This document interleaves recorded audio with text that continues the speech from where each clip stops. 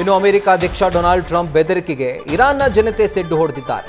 ದೇಶದ ಮೂಲಸೌಕರ್ಯವನ್ನು ಕಾಪಾಡಿಕೊಳ್ಳಲು ಖುದ್ದಾಗಿ ಜನರೇ ಮುಂದೆ ಬಂದಿದ್ದಾರೆ. ಬ್ರಿಡ್ಜ್, ವಿದ್ಯುತ್ ಸ್ಥಾವರ ಇವೆಲ್ಲವನ್ನೂ ಕೂಡ ಧ್ವಂಸಗೊಳಿಸುವಂಥ ಎಚ್ಚರಿಕೆಯನ್ನು ಡೊನಾಲ್ಡ್ ಟ್ರಂಪ್ ನೀಡಿದರು.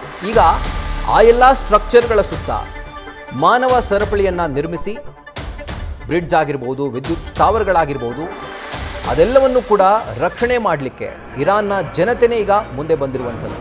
ಈಗ ಗಮನಿಸ್ತಾ ಇದ್ದೀರಿ ನೋಡಿ, ಆಗಲೇ ನಮ್ಮ ಪ್ರತಿನಿಧಿ ವಿದ್ಯಶ್ರೀ ಹೇಳ್ತಾ ಇದ್ರು, ಇರಾನ್ನ ಜನತೆ ಈ ಬ್ರಿಡ್ಜ್ಗಳನ್ನು ಅಂದರೆ ಯಾವೆಲ್ಲ ಸ್ಟ್ರಕ್ಚರ್ಗಳಿದ್ದಾವೋ, ನಾಗರಿಕ ಸೌಲಭ್ಯಗಳು, ಅವನ್ನ ತಾವೇ ಖುದ್ದಾಗಿ ಮುಂದೆ ನಿಂತು ರಕ್ಷಣೆ ಮಾಡುವಂಥ ಕೆಲಸಕ್ಕೆ ಕೈ ಹಾಕಿದ್ದಾರೆ.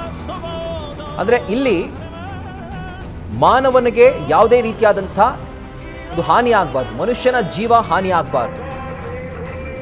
ಹ್ಯೂಮನ್ ಶೀಲ್ಡ್ ಆಗಿ ಈಗ ಅವರಿಗವರೇ ಮುಂದೆ ಬಂದು ತಮ್ಮ ಮೂಲ ಸೌಕರ್ಯಗಳನ್ನು ಅಥವಾ ಆ ಸ್ಟ್ರಕ್ಚರ್ಗಳನ್ನು ರಕ್ಷಣೆ ಮಾಡಿಕೊಳ್ಳಿಕ್ಕೆ ಬಂದಿದ್ದಾರೆ. ನೋಡಿ, ಗಮನಿಸ್ಬೋದು, ಪುಟ್ಟ ಪುಟ್ಟ ಮಕ್ಕಳಿಂದ ಹಿಡಿದು ವಯೋವೃದ್ಧರು ಕೂಡ ಇರಾನ್ನ ಜನತೆ ಈಗ ಮುಂದೆ ಬಂದು ಅವರೇ ಹ್ಯೂಮನ್ ಶೀಲ್ಡ್ ಆಗಿ ತಮ್ಮ ದೇಶದ ಸಂಪತ್ತನ್ನು ಅಂದರೆ ಈ ರೀತಿಯಾದಂಥ ಸೌಕರ್ಯಗಳನ್ನು ರಕ್ಷಣೆ ಮಾಡಿಕೊಳ್ಳಿಕ್ಕೆ ಸಿದ್ಧರಾಗಿದ್ದಾರೆ.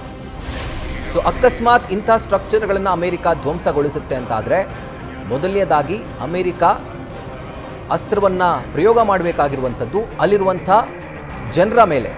ಆದರೆ ಅಮೆರಿಕ ಅಂಥ ದುಸ್ಸಾಹಸಕ್ಕೆ ಕೈ ಹಾಕುತ್ತೆ. ಯಾಕಂದರೆ ಜಗತ್ತಿನಲ್ಲೇ ಅಮೆರಿಕ ಆ ಒಂದು ಕೆಲಸ ಮಾಡ್ತು ಅಂತಾದರೆ ಏಕಾಂಗಿ ಆಗಿಬಿಡುತ್ತೆ. ಯಾವ ದೇಶ ಕೂಡ ಅಮೆರಿಕದ ಪರವಾಗಿ ನಿಂತ್ಕೊಳ್ಳೋದಿಲ್ಲ, except or maybe Israel. So ಆ ಒಂದು ದುಸ್ಸಾಹಸಕ್ಕೆ ಅಮೆರಿಕ ಕೈ ಹಾಕುತ್ತಾ.